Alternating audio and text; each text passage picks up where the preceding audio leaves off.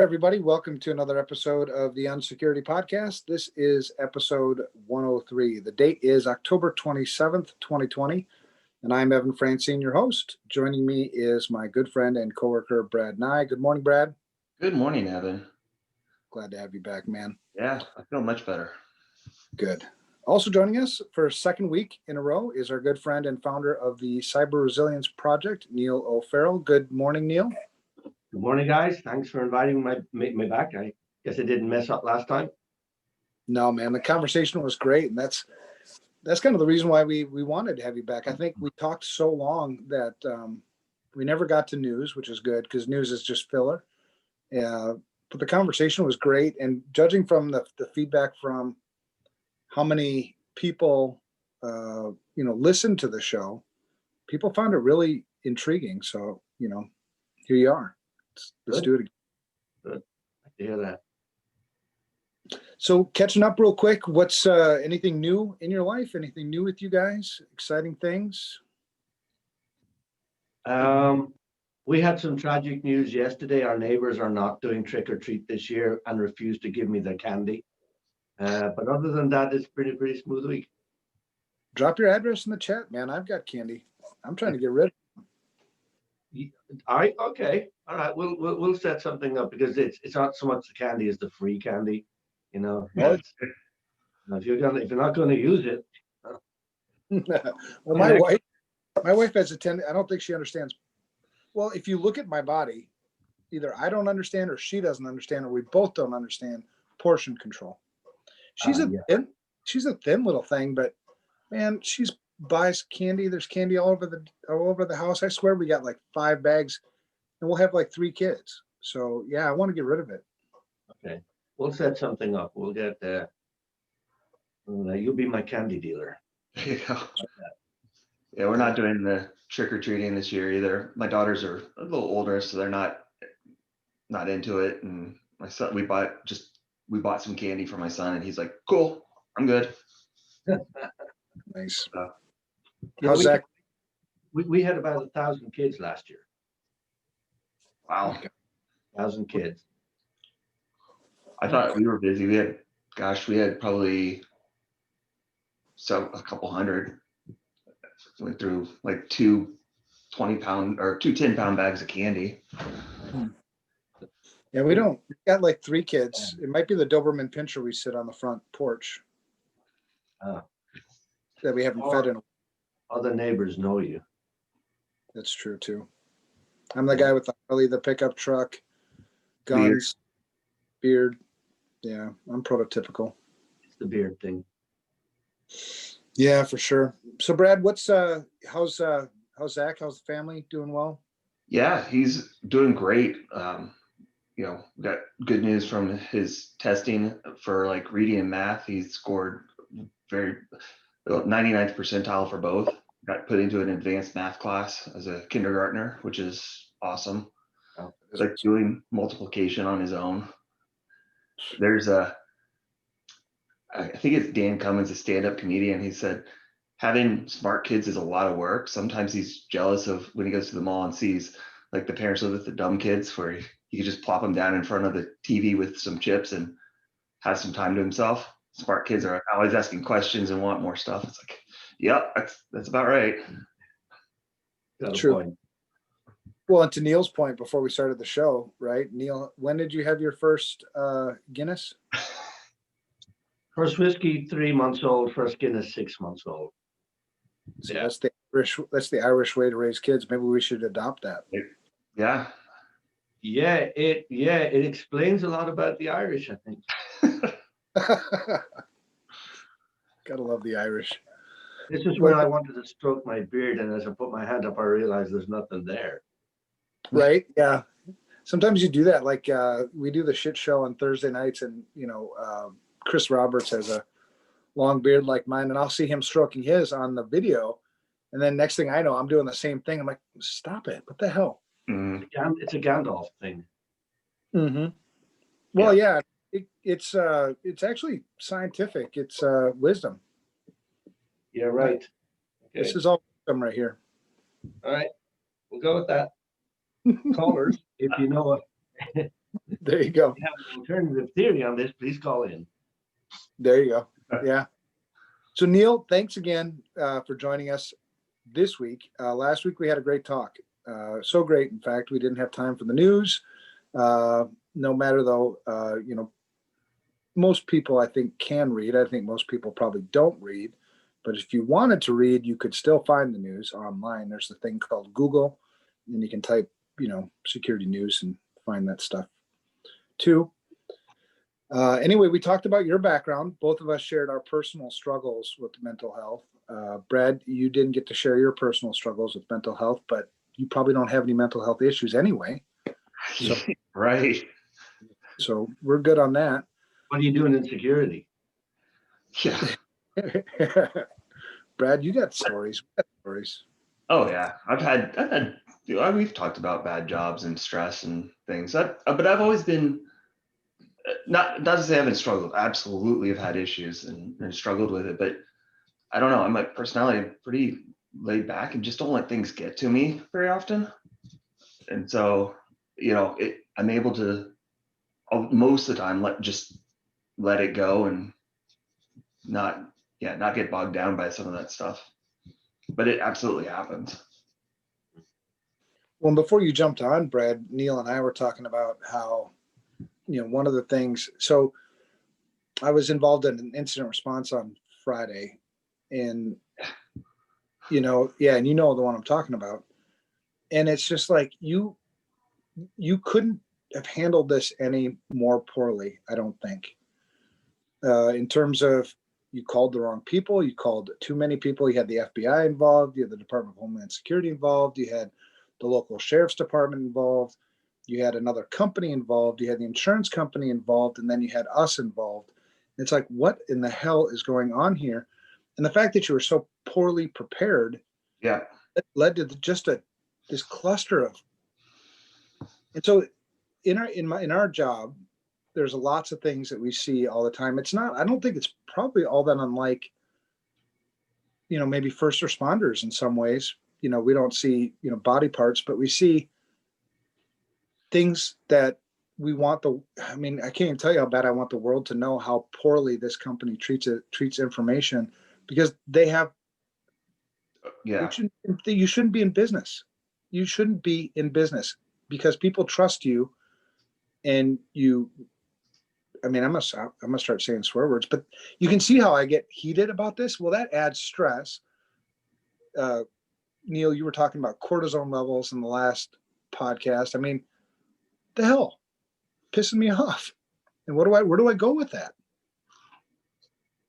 Yeah, it goes to the core of so many of the challenges with stress and mental health and security, that so many of us come in to this business because we have a very solid moral compass, and that kind of stuff eats at us in a way that something it shouldn't. But the only way it won't is if we lose that moral compass, and we can't afford to do that, because it's what defines us, and it's what keeps us sane, that we're able to still rise above it. But yeah, it is a little bit like cortisol in the way that it, left unchecked and constant and raised, it eats at you. It really does eat at you, and you have to find an outlet. You have to find a way to release that valve, or you'll end up like me. Well, do you think that's one of the reasons why we're such a tight-knit tribe, security people? And if you listen in on security people's conversations, it's not uncommon to hear us complain and bitch about customers or clients or people who don't get it. Do you think that that's one of the reasons, is we just need to get it out? I think that's critical. Absolutely. I've always said we're not fighting Russia or China or criminal gangs or lone wolves. We're fighting stupid and indifferent. Those are our biggest frustrations. We know the enemy, we know their motivations, we expect them to behave that way, no matter how cruel they can be. But we don't expect the same from the people we work for, or the people we work with, or with our clients. And yeah, one of the reasons that I finally ended up being burnt out was the stupid cycle. I've been doing this for 40 years. I see the same stupid coming back again, whether it's vendors or security leaders. Every time I see some more, there's going to be, federal privacy legislation this year, guaranteed. And I go, yeah, that's like a 20-year-old song. I mean, you've got a really old playlist. So yeah, we are. I think we are united in the fight against dumb in many ways, and dumb is so frustrating because it doesn't have to be that way. So many of these things don't have to happen if you just were slightly marginally above dumb. Yeah. No. Well, and you talked about the moral compass. If I'm facing this stress, because I've also had conversations with really, really, really good security people over the years, and they've asked me, the question, what keeps us from going to the dark side? There is that moral compass, but holy crap, you'd certainly make a hell of a lot more money. And I don't know, maybe it'd be less stressed if you went to the dark side, but then you have to forgo your moral compass, right? I don't think I've ever been tempted to go to the dark side, other than I accidentally went to the dark side way in the beginning of my career when hacking was espionage, and hacking was not into a network, but going over a wall and breaking into a building and stealing some floppy disks. And I remember, and I didn't do it deliberately. I helped someone else do it. They didn't tell me what the mission was. But I don't know. I'm not too sure about that. I think the people that I've worked with, the people that I've dealt with, I know some people. I don't know if you've come across Brett Johnson, the Shadow Crew guy. I mean, he grew up on the dark side, and he struggled to come over to the light. But talking to him, he's no longer tempted to go back there, even though he could make an awful lot more money. And even though he sometimes struggles financially because he makes a lot of money out of speaking gigs, and that dried up. So I don't know. I don't. I think we do have to have an outlet. I think it's almost like being trauma doctors. You say the same shit night after night, the same people ending up in awful situations, and often because of stupid mistakes or alcohol, whatever it is. And it'll eat you alive if you don't deal with it. And the same with cops. I've got a really good friend who actually helped who co-founded the Identity Theft Council, and she retired as a result of PTSD after more than 20 years. And she said she never once fired a gun. She was never once fired at, never got in a gunfight.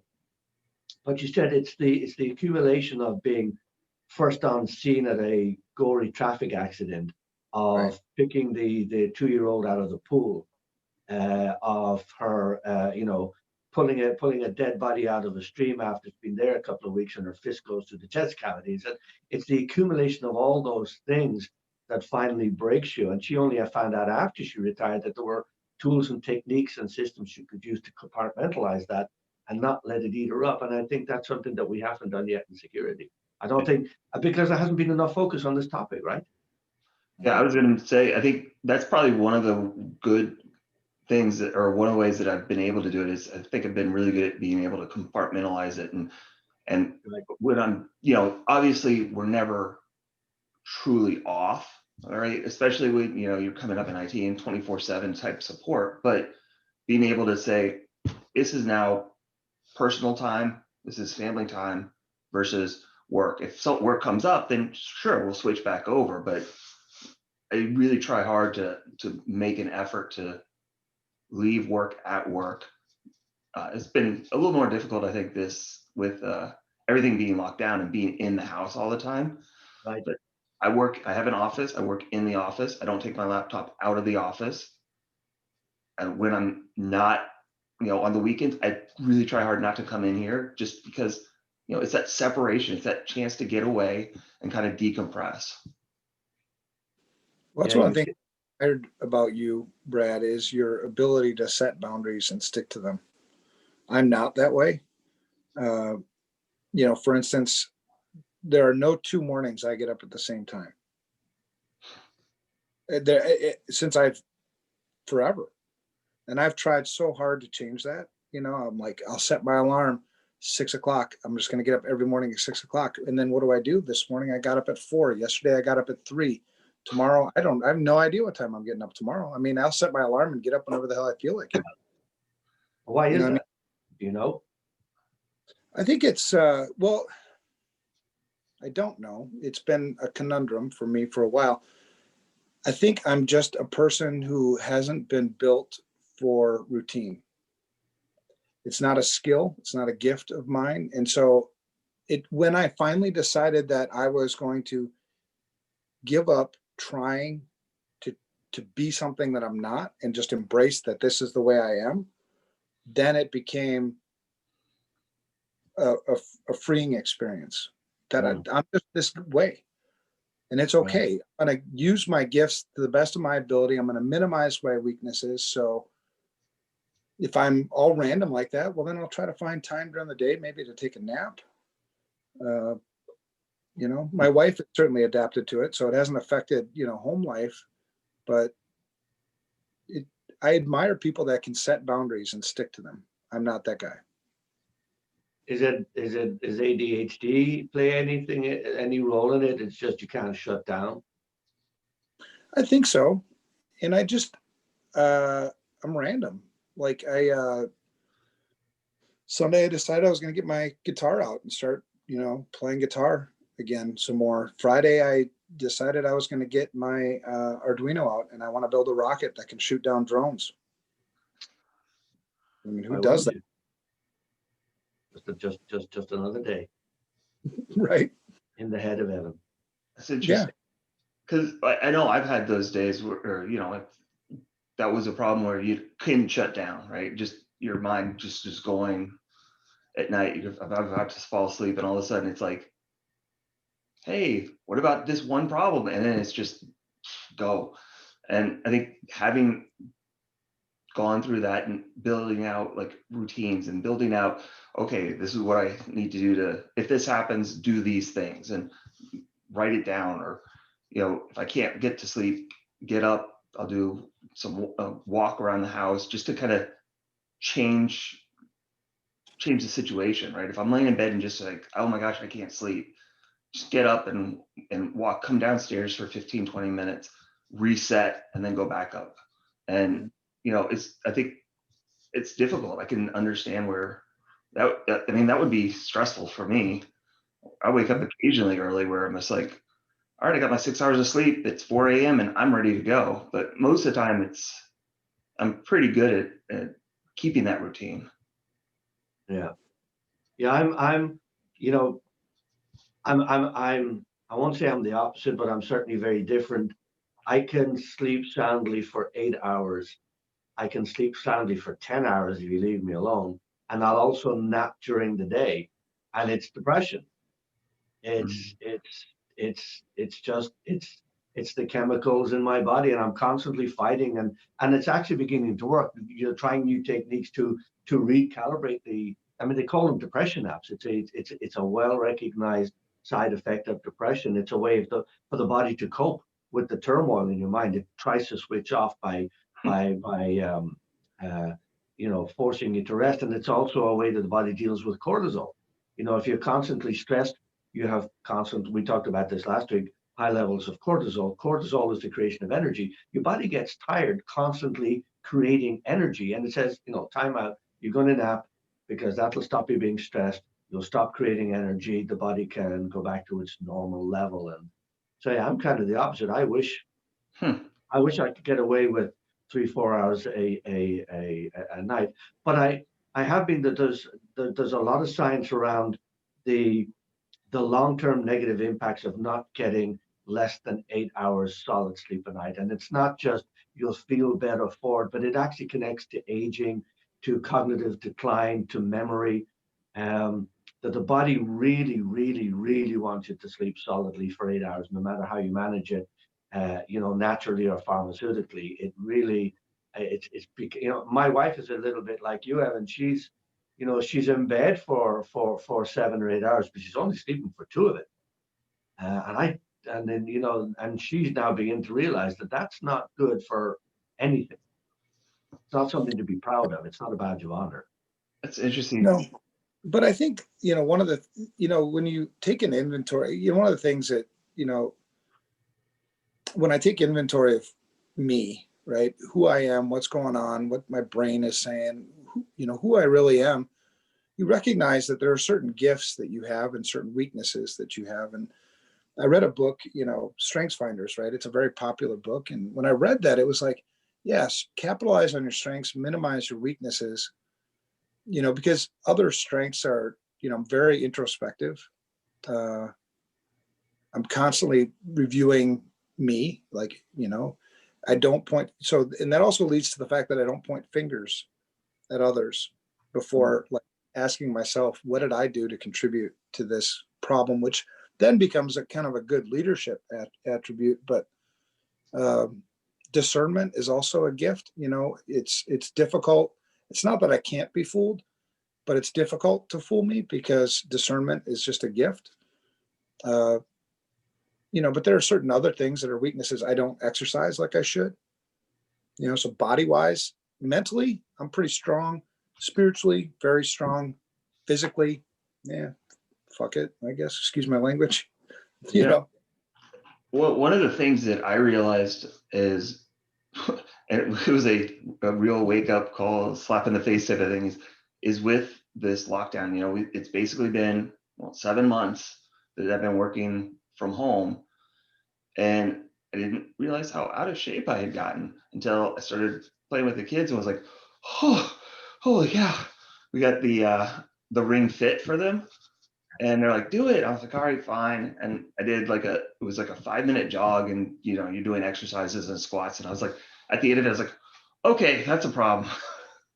You don't it's so easy to slip into those bad habits without realizing it. Like, I don't get up and do things now, right? It's 20 feet to the bathroom. The kitchen is literally around the corner. I don't go out for lunch anymore, so I'm not walking or going and doing things. And so I've had to make a concerted effort to put time on the calendar and make sure that, I have a reminder that during the day, get up and go do 15 minutes of exercise, go do something. And oh my gosh, you just feel so much better. You don't realize it until it's, you're slipped into it. Yeah, we've got a Peloton and we've got a tread climber, and my wife uses them an hour every day, and she's skinny as a finger, and not one of Evan's fingers, but the typical finger. So she does she used to run marathons, all that kind of stuff, and she'll criticize me in a gentle kind of way for putting on weight, and I tell her, don't mock it. It's a disease. It's COVID. It's not my fault.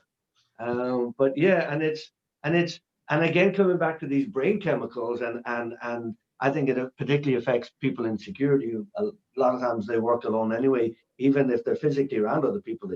They confine themselves to their own headspace.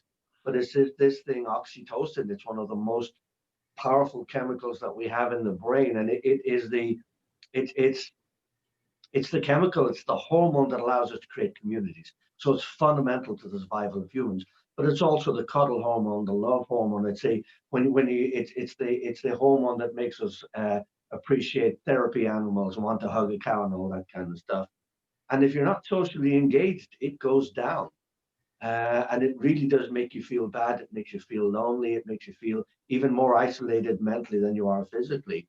So yeah, I think COVID is teaching us things about us that were always there, but we never really looked at or addressed. And it's reshaping our brains. It's going to be interesting how we appear and how we think when we come out the other side, assuming we're not hit with something else. Yeah, man, it's so true because sorry. I love the way you put that, because I've always said, that we're social creatures, that human beings are social. It's in our DNA. We can't help it. And how, there's going to be bad things. There will be side effects to us being isolated like we have. But you put like a different perspective on it, and and you use, some scientific evidence to support that. That's cool. Yeah, and that's where a lot of this is kind of coming from. As you probably gather, I'm a dyed in the wool, card carrying, genetically unmodified, cynical Irishman. So anything that I adopt, it has to be science based. So, you present me with a proposition. I'm not going to take your word for it. Let me see what the data says. Let me see what the science says. And then the science behind that, where the science, on and on and on. And the more I learn about this, and the more I realize that, we are fundamentally products of the chemicals in our brains over which we exert incredible control. We just don't know it. And so I'm experimenting with all these things. And it's I don't want to sound evangelical about it, but it's almost like go tell it on the mountain, we talked before about when I tried mindfulness for the first time, just as a stress management tool, and 10 minutes, and I floated out of that room. And I remember this almost like an out of body feeling, approaching my wife and saying, Kathy, Kathy, Kathy, Kathy, Kathy, come here, let me tell you about this. And I quite literally had a high. I had a dopamine high, and it lasted for probably half the day. And that stress, what stress? I mean, no alcohol involved, no whiskey or Guinness involved. But the more I'm learning about this, and I'm thinking, if only I had discovered this 20 years ago as a way to manage stress, I wouldn't be so cynical and jaded and checked out from security as I am now. And maybe it might have been a more productive and enjoyable career. Maybe I wouldn't be so angry at how things should have been and weren't. And so, I, again, I have to be careful that I'm not being zealous or evangelical or feel that this is some kind of mission. But anyone I can convert to this knowledge that your breathing absolutely rewires your brain and thus reshapes your view of the world, I'll do it. Yeah, I use the app Headspace. I don't know if have you heard of that one? Yeah, absolutely. I use that for that meditation. It's that guided meditation. And perfect. You can do Headspace. Headspace, yep. And it is. I was kind of a little cynical of it, right? Like, well, yeah, people keep talking it up, and it's amazing what 10 or 15 minutes of just headphones in, just computer off, sitting here quiet and just eyes closed and focused on your breathing, and you come out of it and it's like, wow. Yeah. It's energizing. You feel just better. I just download.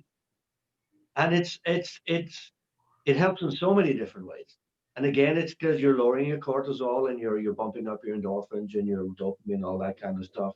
But the physical benefits too are incredible. The gut, the diet, which really counters a lot of what goes on with security, the sedentary lifestyle of sitting in the chair for so long. Yeah, I'm I never thought I'd be a fan. I now, and I hate to say it, and I'm glad this is not being recorded, but my wife is. Wait, hold up. Oh wait, no, okay. Well, I'm halfway into that conversation, so I'll finish it anyway. I'm going to try yoga. I'm going to try it. I'm going to break this old body of mine, and see if I can. I mean, I have done downward dog a lot of times outside bars, but now I'm going to do it on a mat in a warm room. Yeah, we use. I haven't done it lately. I should probably pick it back up, but my wife and I way back had done the. Well, gosh, what was it called? Oh, P90X, that workout series. Oh yeah.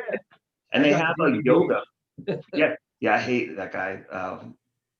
Tony Horton. Oh, I would yell at him on this when we're doing these workouts because he's so cheerful. But they have a yoga series as part of that, and what we ended up doing for a while, and like I said, I haven't done it since we moved. I don't even know where they are at this point. But we would just do that, and you're like sweating, and it's a workout. You don't realize it. Yeah. Yeah, the next thing I'm experimenting with is a thing called, we mentioned it last week, is sky breath. And again, it's taking the science, both the science and the tradition from Buddhism and Hinduism and yoga going back so many centuries of breathing, and how different types of breathing in certain sequences can be incredibly powerful in modifying your mood and anxiety. It takes a little bit of time to figure it out because it's long. It's about 35 minutes of lots of different breathing. There are bellows breathing and there's ocean breathing, all this kind of, and alternate nostril breathing. It gets a bit complicated.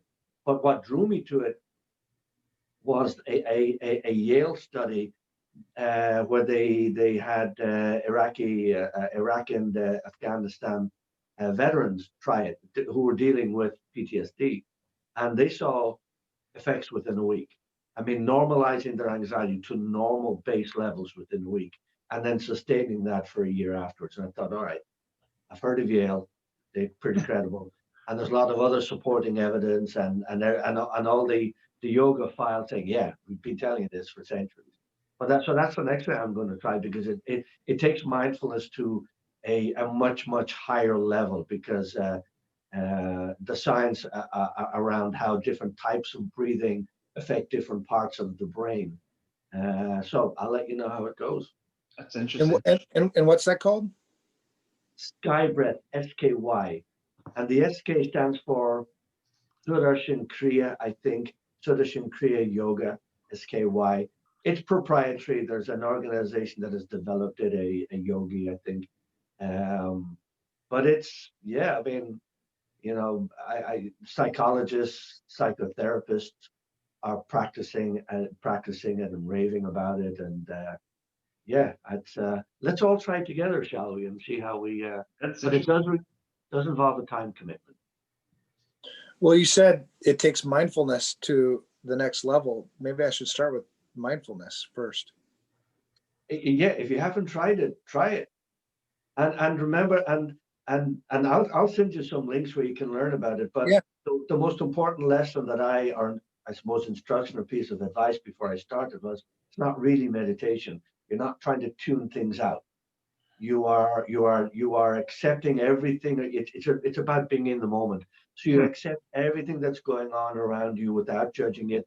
And so I remember sitting there and listing in my mind. I imagine I was in Battlestar Galactica and all my stress was coming at me like asteroids. I was going, yeah, no problem. Yeah, don't care. Yeah, how you doing? And that aspect of it, just accepting that these stressors are all around me, but they don't have to hit me. They don't have to eat me. That was the most powerful part of it, I found, apart from the breathing slowing down the heart rate and, readjusting the chemicals, but just accepting that the shit's out there. Stressing about is not changing it, and it's not going to make them go away. And this might be a discussion we'll have another time. I developed my own little system for dealing with stress, separating stressors from stress. And that was my way of compartmentalizing all this crap. You know, that's interesting. I hadn't heard of that, but it does make a lot of sense. So Evan knows this, but my youngest is 6, and he has luckily a mild case of cerebral palsy, but he still has that startle reflex that where if he gets surprised or whatever, and he goes into the lock and really gets upset. And one of the things that his doctors have worked with him on is breathing. And so he's now, luckily he's old enough now, but this has been something for his whole life. Now he goes off on his own and does his breathing. And he has it's a toy, like the ball that expands and contracts. And that was the way they taught him, is, and it absolutely calms him down. So that makes a ton of sense that would work. You know, I've now found myself automatically turning to breathing for everything. So I want to clear my head, breathe, 10 deep breaths. I want to get a bit more creative, Neal, breathe. I want to remember where my car keys are, Neal, breathe. It's whether it works or not doesn't really matter. I feel good. So I guess it does work. But yeah, you find yourself automatically going into, oh, you forgot to breathe. And we do, you know, it's most humans, our breaths are very, very short because life is stressful and short. See, I wonder if part of it was, so in high school, I went up through theater. I needed, in 9th grade, I needed an extra class, and I was like, man, that looks easy. And did well in it, and enjoyed the building of the sets and stuff. But a lot of it was breathing exercises and controlling, and you know, I bet you that, not thinking back, I bet you that had a lot of that may be why you're able to deal with stress, that you are able to, without thinking about it, take that deep breath and calm everything down. It's always been focused on breathing in so your chest doesn't expand first, but it's like kind of from the bottom up. And that's just how I breathe at this point, just because I had 4 years of training on it without realizing it. Yeah. See, Evan, we've made a breakthrough already. Wow. I know. Well, and I was, Okay. while you were talking, I was looking up mindfulness, because it's a thing that, you know, I understand how the word is constructed, but I don't understand what it really means. So I found a place called mindful.org. Is that a place? That's the place. Okay. They're probably the biggest proponents and supporters of it. And yeah, that's a good Okay. call. So, you know, for listeners, there's a great place. You know, mindful.org is the website. We've also mentioned a couple other resources that I want to make sure, you know, people know about. The Headspace that you brought up, Brad, as a, you know, I just downloaded it and installed it on my iPhone. They have sleeping, guided sleep. That might really help you. That helps me. Well, I sleep really soundly. I don't have a schedule. Yeah, Like if you take my average of hours of sleep across the week, I get 8 hours every night, believe it or not. I mean, Okay. average. It's Okay. just that one night I might sleep 3 hours, one night I might sleep 10, you know what I mean? It's just like, I don't know. I am totally the wrong house to come rob. never know if you're awake or not. If you scoped out my house, if you were like one of those people who was like scoping out, trying to find the right time, you'd be like, what the hell is with this guy? Yeah, I'm going next door. Screw this. Yeah. Well, that's one It's of the just one thing fundamental rules of security. You know, you create a stance to persuade the attacker to go next door. You're not worth it. Yeah. And I think a lot of things that helps me cope with things is there's always positive things, you know, even some of the worst things that happen in life. You know, I had cancer, and I told my wife, you know, when I told her, you know, I had cancer, that either way, that, you know, no matter what happens, it's a win for me. If I die tomorrow, based on my worldview, and I understand other people have different worldviews, I'm going to Jesus. That's a win. I mean, I'd rather be there than here anytime. Right. If this, you know, if they cut out my kidney and it's all good, well then there you go. Life's back to normal, and I've got a story to share. If it's a long drawn out, you know, chemotherapy thing, well then, you know, what a great way to demonstrate strength for other people that maybe they can, you know, grab from it. So I mean, that's another thing that helps me cope, is I'm looking for silver linings. I'm looking for things that are positive, you know, positive potential. And you just brought up another element of calm and happiness that again has a ton of science behind it. Gratitude. I mean, and people struggling with PTSD are taught about the process of gratitude, and it is a process. It's a routine, and quite often involves writing down. So, but simply the notion, on we all practice without necessarily thinking what it is, but it does make us feel better, is being grateful for what you have and not worrying about what you don't have. And that does, again, it rewires the brain, it rebalances the chemicals, and it increases calm. And it's again, when the more we talk about this, the interconnectivity of all these things, and it all, you know, happiness, for example, the power of happiness in creating calm and in reducing stress and anxiety. But it's a process. You have to learn how to be happy. You have to learn techniques that uh, um, uh, put you on the path to being, you know, I call it happierness, because there's no such thing as happiness. It's an absolute. But yeah, gratitude is an incredibly powerful tool in calming the mind, but you have to practice it. You have to every day just look around you and say, you know, all the shit that's coming at me, I've got, this is great. My family's great. My wife is great. My health is great, or good, or enough. And it's a really, it's a powerful way, again, of forcing the asteroids and the meteors to just shoot by you. Right. Yeah. So you're doing it without knowing necessarily the chemistry behind it. Yeah, that's a good point. Because it is a great coping mechanism. I wrote a blog post last week about how I was having my own pity party. You know, I had 2 dogs that passed away this year. You know, just I mean, there's always things, right? There's always you go down this rabbit hole, and it's like, wow, there's a lot of dark stuff. And it's not like you deny that it exists. You have to confront it. You can't just skate over it because it will come back up again. But so I was having this pity party, and then just like you said, it's interesting that you confirm it for me, because then it was like I heard a voice that was like, did you forget about the blessings? Did you forget about the good things that happened this year? Did you forget about, and then that list just replayed in my mind, and it was like 30 things. I was like, holy shit, 2020 has been a great year, regardless of COVID and social injustice and this election and all the other crap going on. It's like, no, it's been a great year. Yeah. Good things have happened.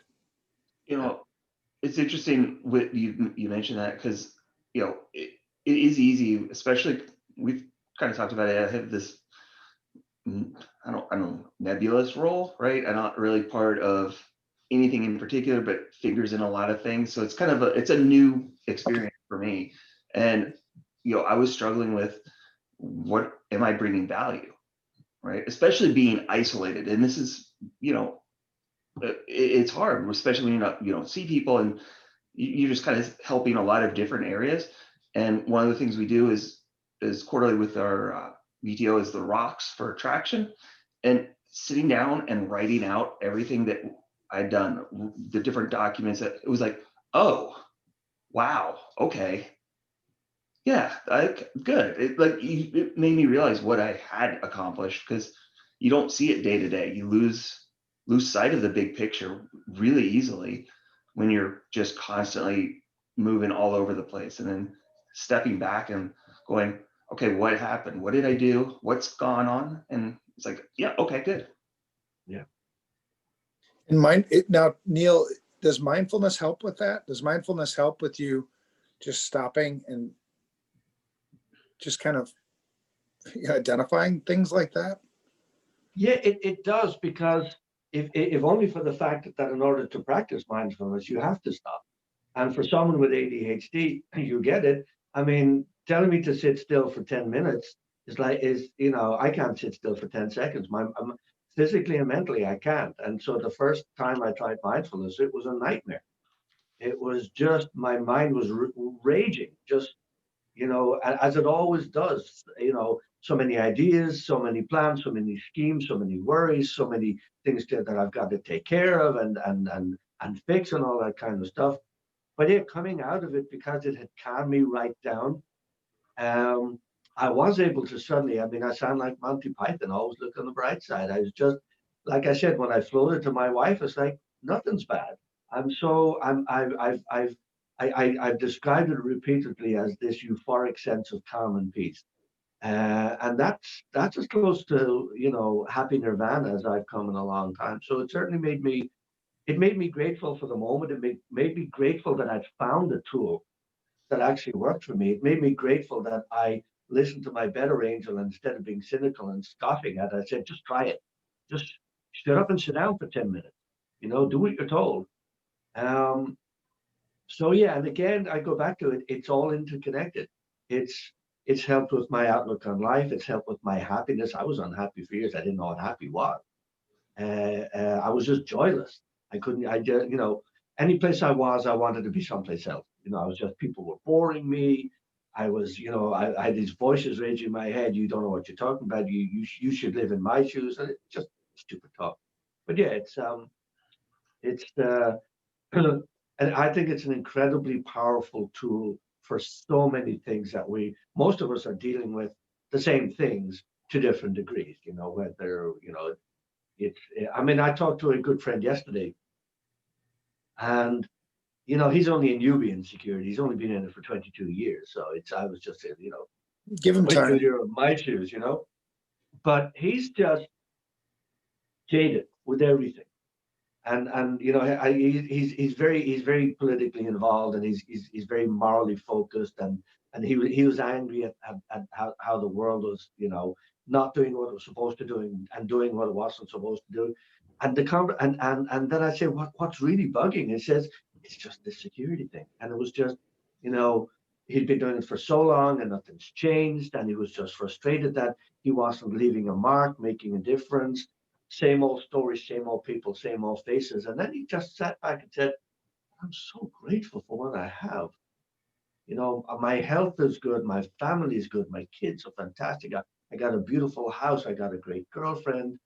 And it was just at the end of it, he wasn't calm, but he was calmer. Um, so yeah, again, it comes back to something we talked about earlier, that this security thing can really grind you down if you have a conscience. And you really, really do need to find a simple way to pull yourself above the waterline, or it'll drown you.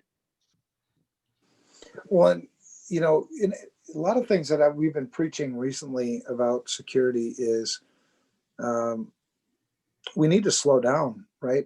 For so long we've been, you know, going much faster than we have the ability to secure things, right? New technologies, new devices, new, you know, applications, and new training, certifications, frameworks. Yeah. Oh my God, right? And so we're always Vendors. falling behind. And so it's such a good thing. I mean, that's going to be another takeaway for me personally in this is slow down, stop. Yeah. Slow down. The world will continue to evolve. The world will continue to turn if you're not working, right? Yeah. You know, just take a minute, take 10 minutes, take half an hour and just sit, reflect, relax, breathe, you know. And I'm going to use some of the, I mean, I truly, I'm the next week we have another guest. It's a guy, his name is Richie. And I met him, it's a long story, but the topic of what we're going to talk about next week is the security industry's stigma against healthy stuff. Yeah. Oh, you mean, yeah, that's a big thing is nobody talks about it, right? And it's good. I suffer from it. I mean, I just said that, you know, physical, I don't do physical exercise. Well, that's nothing to be proud of, man. You know? Right. But there's that stigma, I think, around mental health. And, you know, I haven't really talked about it, but I got diagnosed with the ADHD inattentive.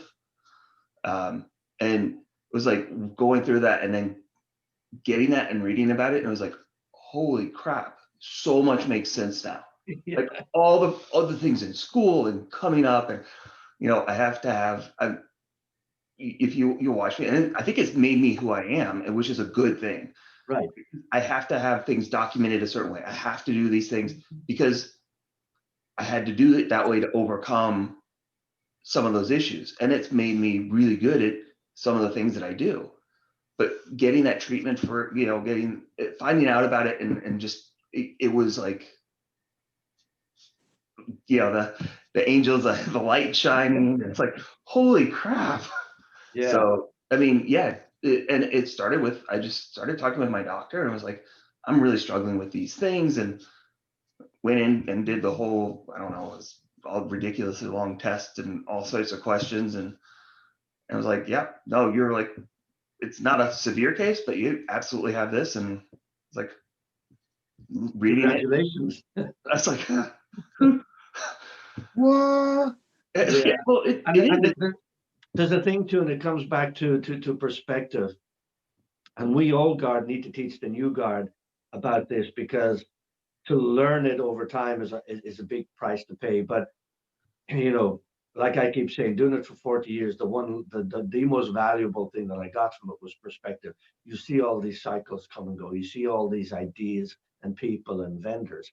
But the one thing that and I only kind of admitted it recently, is nothing ever turned out as bad as you were stressed it would.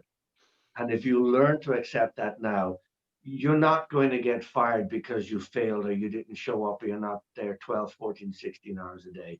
But if you do get fired, there's 1,000 employers ready to hire you. There's 1,000. Everything works itself out in the end without allowing stress to eat you up along the way.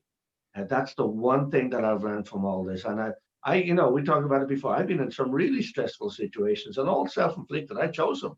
I took risks in business. I went for contracts that I had no business going for.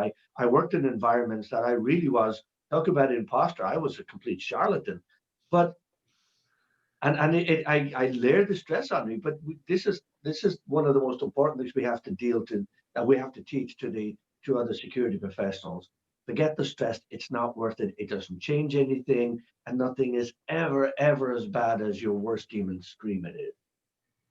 Well, that's great advice, and it's in line with what I've been preaching too. I mean, I guess I'm a somewhat of an old timer, but not 40 years. I'm like 30-ish. But it's the fact that when we're involved with security stuff and we care so much and we pour our hearts and souls into this stuff, it's really easy to think that security is the thing. Right. But not. Security is a thing.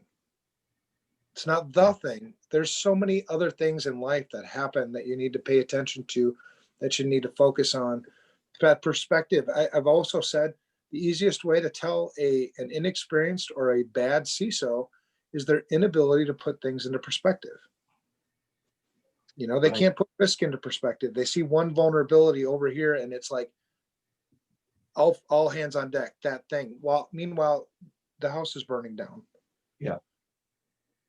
So it's great to hear you, because people like you that I certainly respect in this industry, when you validate things that I've thought for so long, it strengthens my resolve, makes me realize that I'm not as much of a weirdo as maybe I thought I was. So your instincts are right. Always trust them. Yeah. I feel like I should look like Gandalf with all this wisdom I'm espousing. Right? If I keep staying in this industry, it's going to be down to my knees pretty soon. Right. Yeah, probably get yourself a little white staff to go along with it. Yeah, then might end up looking like Bishop Gandalf a little bit.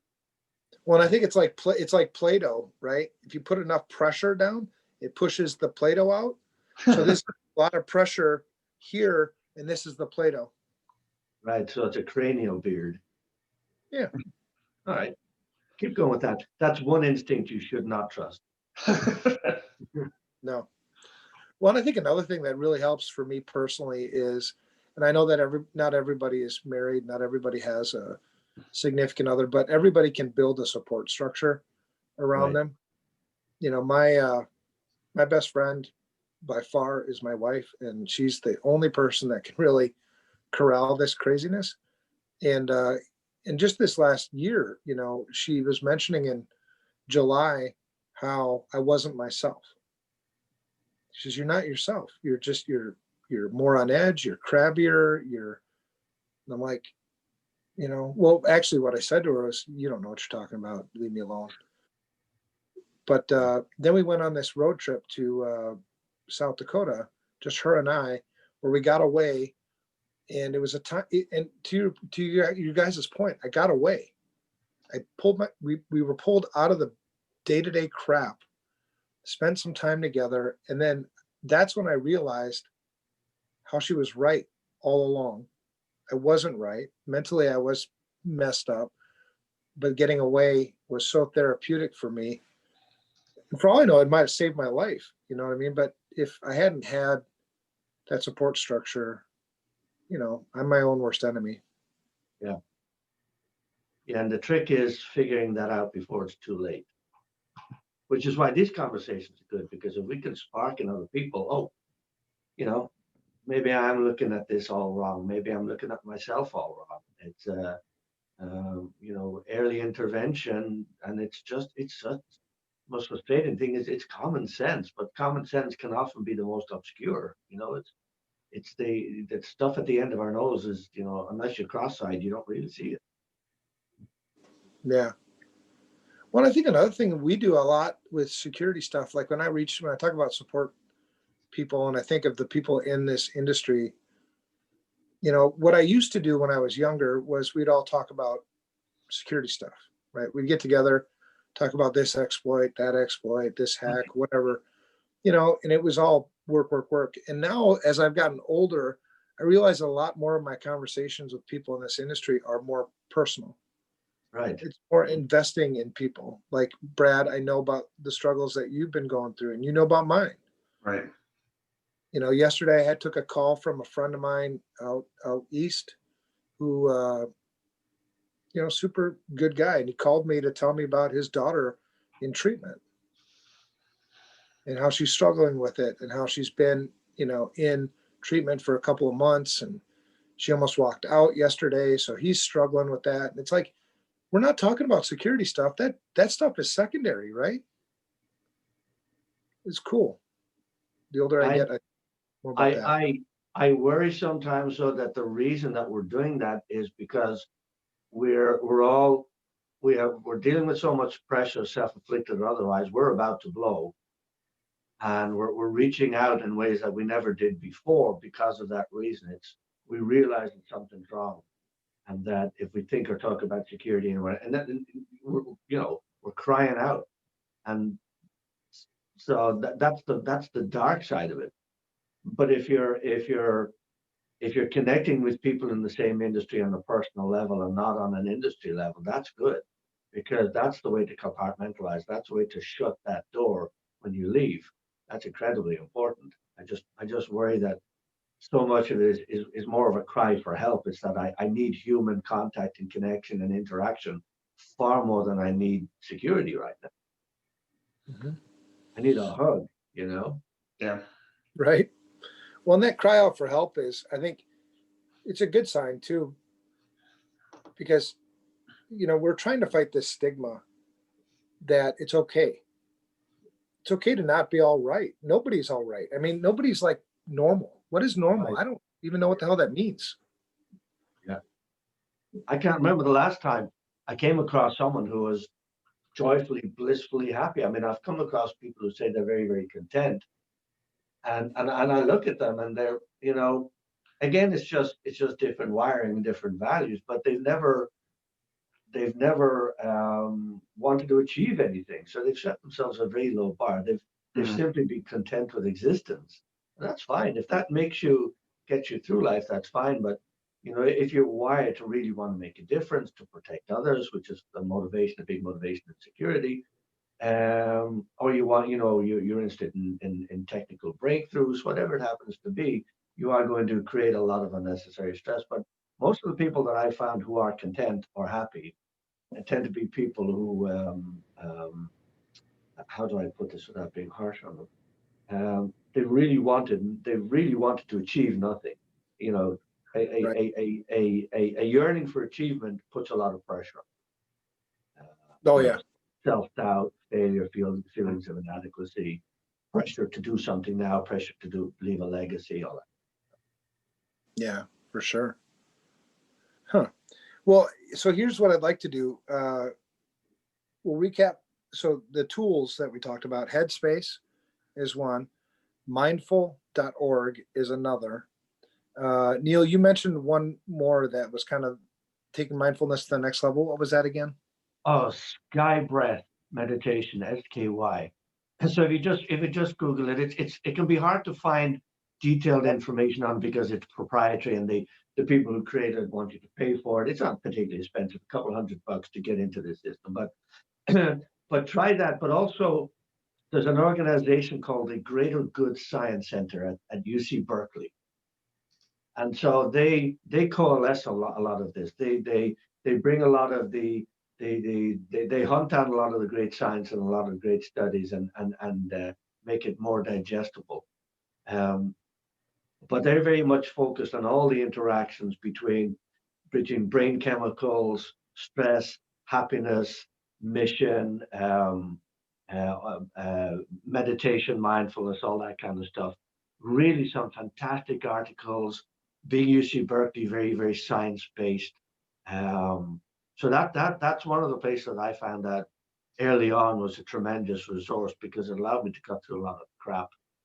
There's a lot of people marketing mental wellness out there. There's a lot of people marketing mental health out there. And, when profits, motivation, integrity it's not even in the back seat, but it's running alongside, So, yeah, Greater Good Science Center, UC Berkeley is a great place to get involved with some of this. And it's all free. Yeah, and I just pulled that up. The URL is greatergood.berkeley.edu. And it's, on the top article or the top thing there is managing pain with mindfulness. Yes. It's Every time you read about mindfulness, there's now a lot of science that it's helping treat cancer, because we know stress impacts the immune system. The immune system makes it harder to treat cancer and to recover from chemotherapy.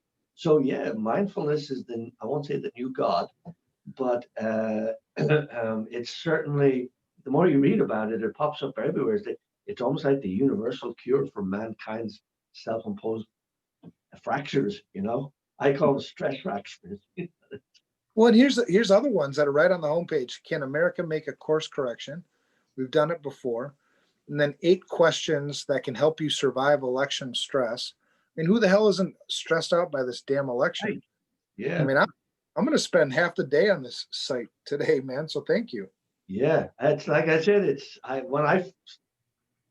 They've got free happiness courses and really, really powerful, engaging, easy to do stuff. But it's like everything. You have to put the cynic aside and replace it with a little bit of time. You've got to devote some time to this. You've got to devote the time to learning it and practicing. But once you do, huge payoff. Well, and of course, before we wrap up, mentioning, and we didn't do the news again, which again is just evidence that it was a conversation. Today. I take that as a positive because, like I said, people can read. Yeah. Most of them, some of them, I don't know, maybe none of them. I don't even know anymore. But we'll wrap up with, the PsyberReslience Project. That's where you're from, Neal. It's the organization you founded. I love the story. If you want to know the story behind, Neal and why he got into this, very, very intriguing in the last episode 102. We talked about that. I've shared your story probably a couple dozen times, Neal, just in the last week with people that I've talked to. Because one of the things that stood out is like, I can't imagine having to get up in the morning and check under my car. Yeah, it's been a while. But even today, my wife will tell you, when I put the key in the ignition, I freeze just for a fraction of a second. That has never left me. The idea of click, pause, okay, we're good, drive off. And that's 30 years later. Yeah, it's weird. It's weird. When I look back, it's just weird. Wow. I did fill out the survey on your site. It was really good. Oh, good. I did. Yeah, we need lots of people to do that, because although we're not necessarily getting great data, because everyone's stressed, I think it's a very curative, a very therapeutic thing just to be able to go to that site and scream and share. Yep. No, it was really, I like the questions. It makes you kind of reflect and do that self-reflection and think about it. No one's ever asked me that before, right? Yeah. Very true. So I'm gonna summarize these resources too and share them on my LinkedIn probably later today. And then next week for listeners, we're going to continue down this path. We could talk. There are entire podcasts dedicated to this. We will move on to other security things, but I don't want to de-emphasize. I mean, if anything, I want to overemphasize the importance of this in our industry. Next week, we'll talk about the security industry stigma against all this stuff. I've seen, I don't know how many times people in our industry brag about how much they drink, brag about, the unhealthy side of life. And there's more to it, right? That's a slippery slope. So we'll talk about that next week. All right. Episode 103, just about complete. Thank you again, Neal. Super, man. Good stuff, man. I learned so much last week. I learned a ton this week. Great having you on the show. Thank you. And thanks for keeping the pressure on this. It's fantastic. I mean, let's hope this spreads like a good wildfire. Absolutely. I plan on it. I plan on doing everything we can, even to the point where we're talking about now trying to figure out how to build tools into our existing tool set.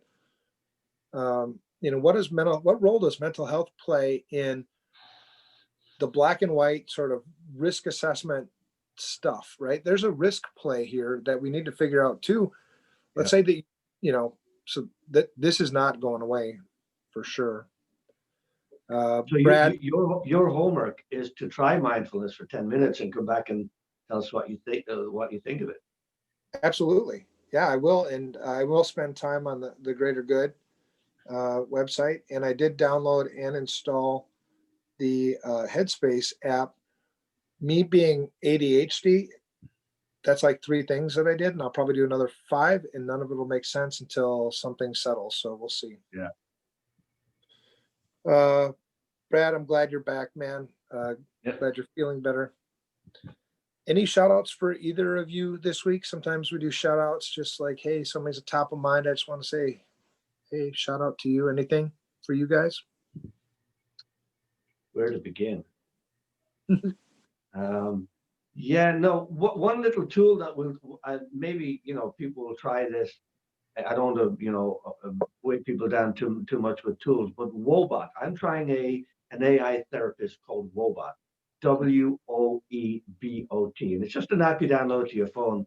Again, being very cynical, I thought this is going to be silly. It's going to be canned responses, but it's AI driven, so I thought it might be slightly different. Holy crap, it's very interesting. So if you're interested in a stress management tool, a happiness management tool, having a little character on your phone who really seems to get you, try. The reason I'm saying is you're part of a grand new experiment in AI being our happiness coaches and our life managers. It's an interesting, we're in an interesting place in humankind. So WOEBOT, and I have no interest whatsoever in this organization. It's interesting. I just downloaded the app and I look at it, and one of the things it says is your data is private and encrypted with hospital level security standards. And so I deleted the app. No, I'm just kidding. It's still there. But well, please, maybe we ought to have a chat with them and say, hey, we could do a fair trading. You help us, we'll help you. Hospital level, huh? Yeah. Right? I've seen enough hospitals have issues that yeah. I ask them, are they using single DES or triple DES? Right. What's your password? 1234. Okay, good. No, admin 1234. You have to have admin in there. Oh, God. All right. Brad, do you have any shout outs? Anybody you want to call out?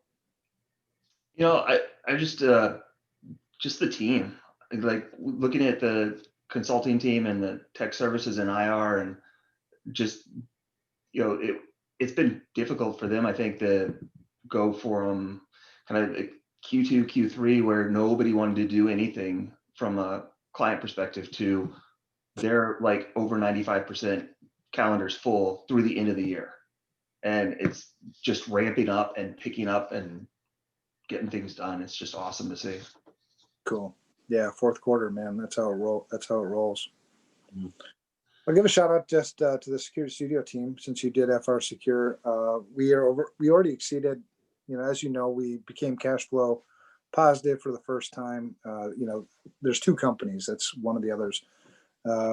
A couple of months ago, and within the first 2 weeks of this month, already exceeded goals and quota. So that company's just kicking butt, and it's a hell of a lot of work when you're doing a startup stuff. So that team, man, their heart's in the right place. They're kicking ass. So I'm happy about that. Cool. Very good to hear. Yeah. All right. Always grateful for our listeners. Send us things to our email. It's unsecurity@protonmail.com. If you're the social type, socialize with us on Twitter.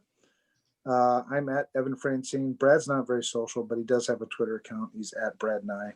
If you reach out to me directly, I will respond. I just don't post a lot. Right. You're social in a different way, right? Just not Twitter electronically social. Right. Neal, remind our listeners again how they can get in touch with you. TheCyberProject.com, PSYBER, and Neal at the Cyber Project. So NEAL at the PSYBER project.com. Awesome. Awesome. Yeah, I'm excited to do more stuff and see that. I want, like, you and I, our hearts are in the same place, Neal. Let's make this thing, spread like wildfire. We have a lot of work to do. We have a lot of people in this industry that need our help, period. So that's cool. Yeah, what I would love to see is that let's do a B-sides, let's do an RSA just for mental health. I'm game. Yeah, why not do that? I mean, it's all about reach, teach, and preach, or reach, preach, and teach. So, I'm just like you. We know the science today. We know the tools today. We just need to reach as many people as possible and share it with them. Yep. Let them know it's okay to talk about it. Absolutely, right. And it's okay to be it. Yeah. That's cool. All right, that's it. We'll all right, guys. see you soon. Thanks. Thank you so much. Good to talk to you.